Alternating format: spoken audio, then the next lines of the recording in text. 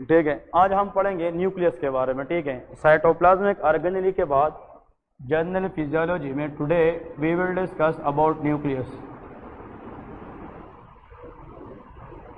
Heading दे दे nucleus. Okay जी, सो न्यूक्लियस के बारे में लिखें, nucleus present in the centre of the cell. ये सेल के अंदर सेंटर में होता है, स्पेशली यूकेरियोटिक सेल में। कौन से? यूकेरियोटिक। यहाँ पे लिखे it is present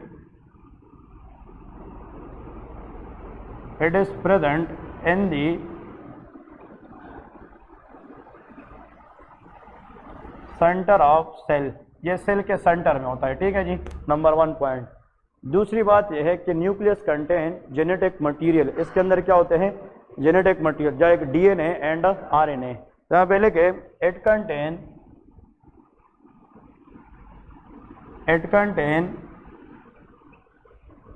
genetic material.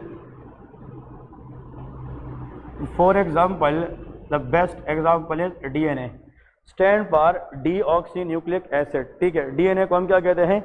Deoxy nucleic acid. Next लिखे इट कंट्रोल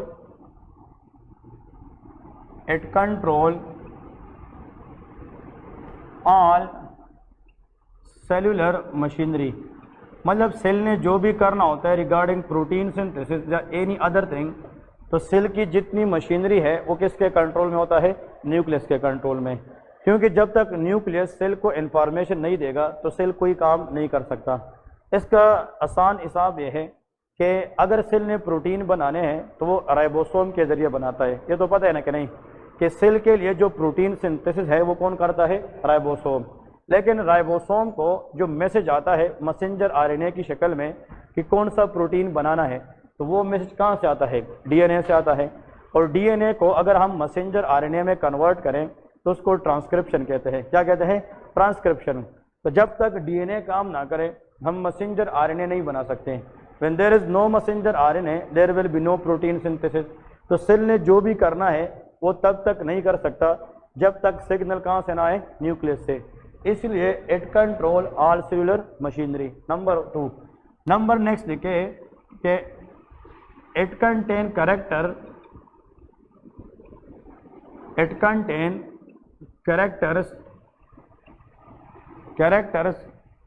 which is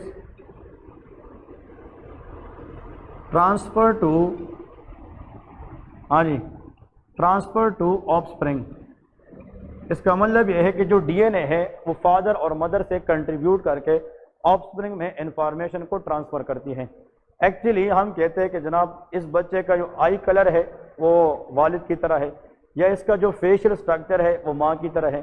तो ये जो कैरेक्टर ट्रांसफर होते हैं माँ बाप से, वो सारे के सारे कहाँ पे होते हैं? डीएनए। और जो डीएनए है वो किसके अंदर होता है? न्यूक्लियस के अंदर। तो न्यूक्लियस के अंदर कुछ ऐसे कैरेक्टर अल्लाह ने रखे हैं कि वो माँ बाप से बच्चों को वो भी ट्रांसफर हो जाते हैं। तो डीएनए की वजह से देखें, आप लोग को ये भी पता होना चाहिए, अगर कहीं से चोरी हो जाती है या कहीं पे क्राइम वगैरह हो जाता है तो हम फिंगरप्रिंट चेक करते हैं क्या? नहीं। ये जो फिंगरप्रिंट है ये हम किस चीज़ पे डिपेंड करते हैं? डीएनए। हम डीएनए से मालूम करते हैं कि जो फिंगरप्रिंट है इस बंदे के डीएनए के साथ मैच करता है कि नहीं करता। तो इसका मतलब कि DNA is one of the personal identification data. ये इंसान की पर्सनल आइडेंटिफिकेशन डेटा देखती है। अब फॉर एग्जाम्पल एक बंदा है, उसका डीएनए चेक करें तो उसके पेरेंट्स का भी चेक किया जाता है। अगर उसका डीएनए इसके डीएनए के साथ मैच कर रहा है तो फिर उसके साथ उसकी आइडेंटिटी ठीक है। अगर वो नहीं कर रहा तो उसकी आइडेंटिटी ठीक हो नहीं है। बहुत सारे लोग होते हैं वो बच्चे को जनाब चोरी कर देते हैं, चोरी के बाद वो फिर ये जनाब क्लेम करते हैं कि ये मेरा बच्चा है, वरना उसका बच्चा होता नहीं है। इस तरह केस होते हैं कि नहीं? तो फिर हमारे जो क्राइम वो पेनल्टी वाले होते हैं या क्राइम सीन वाले होते हैं वो क्या करते हैं? फॉरेंसिक मेडिसिन वाले वो डीएनए मैच करते हैं बच्चे के और उसके वालिद के। अगर डीएनए मैच आ जाए तो फिर वो ठीक है, क्लेम कर रहा है, सही है। नहीं मैच है तो फिर वो चोरी होता है। तो ये सारे के सारे जो कैरेक्टर है ये हम कहाँ से अंदाज़ा लगा सकते हैं? डीएनए से। और DNA is a genetic material that is also present in the nucleus. और न्यूक्लियस के बारे में याद रखें, it is discovered for the first time by Robert Brown. किसने? Robert Brown in 1930। ये भी लिखे इट इज डिस्कवर्ड बाय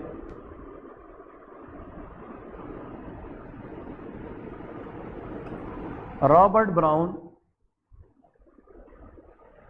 इन 1930, मतलब he was the first man who discovered the nucleus. अब देखिए यहाँ पे हेडिंग दे दे कि न्यूक्लियस की जो स्ट्रक्चर है वो किस तरह होता है। तो स्ट्रक्चर लेके इसमें दो तीन चीज़ें याद रखें। इसमें नंबर 1 लेके इट इज़ बाउंडेड बाय हाँ जी सिंगल और डबल, ये डबल मेम्ब्रेन होता है। Accident it is this is known as nuclear membrane. इसका कहते हैं nuclear membrane. It is bounded by double membrane known as हाँ जी known as nuclear membrane. Nuclear membrane को हम न्यूक्लियर एनवलप भी कहते हैं। तो nuclear membrane is also known as nuclear envelope. ठीक है, नेक्स्ट है न्यूक्लियर मेम्ब्रेन कंटेन होल। जो न्यूक्लियर मेम्ब्रेन होता है इसके अंदर होल होते हैं। Nuclear membrane contain whole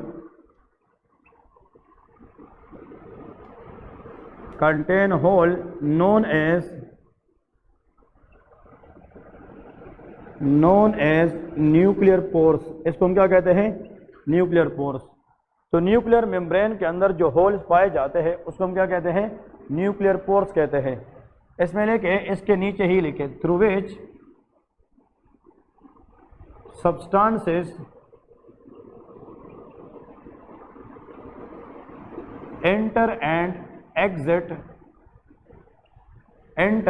exit between nucleus and cytoplasm actually अगर न्यूक्लियस से कोई चीज़ साइटोप्लाज्म में जाएगी तो वो किस पोर्स के जरिए जाएगी? न्यूक्लियर पोर्स के जरिए। जब तक ये पोर नहीं होगा तो हम साइटोप्लाज्म और न्यूक्लियस के दरमियान एक्सचेंज नहीं कर सकते। तो अगर for example this is a cell and in the centre it contain nucleus, तो न्यूक्लियस जो है वो इस तरह जनाब डबल मेम्ब्रेन लेड होता है। डबल मेम्ब्रेन, डबल मेम्ब्रेन लेड को हम न्यूक्लियर पोर या न्यूक्लियर एनवलप कहते हैं। इस एनवलप के अंदर जगह जगह में इस तरह होल्स होते हैं और इन होल्स के ज़रिए सब्सटेंसेस न्यूक्लियस से साइटोप्लाज्म में आते हैं। इसी तरह साइटोप्लाज्म से कुछ सब्सटेंसेस न्यूक्लियस में जाते हैं और कुछ न्यूक्लियस से कहाँ पे आते हैं? साइटोप्लाज्म। तो न्यूक्लियस और साइटोप्लाज्म के दरमियान जो एक्सचेंज है वो किसके ज़रिए होता है? न्यूक्लियर पोर्स के ज़रिए होता है। अब इसमें यहाँ पे लेके कि जो न्यूक्लियस है इसके अंदर होता है डीएनए। तो हेडिंग दे दे डीएनए, इसमें दो तीन चीज़ याद रखें। It stand for deoxy nucleic acid, stand for deoxy nucleic acid that is called DNA.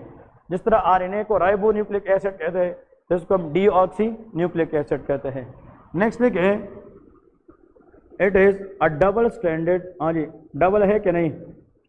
Double stranded helical structure, double stranded helical structure.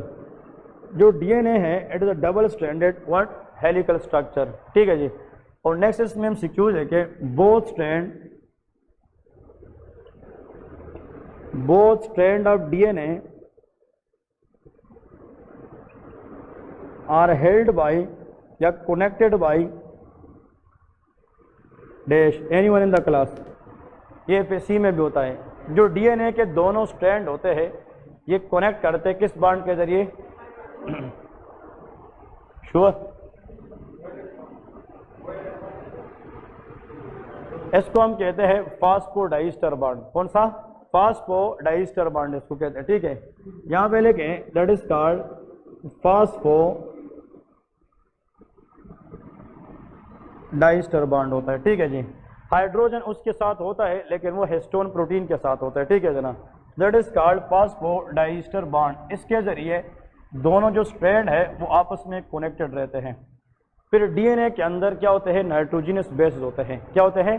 Nitrogenous bases. तो यहाँ पहले के DNA contain nitrogenous bases, nitrogenous bases. Anyone can name? Number 1 adenine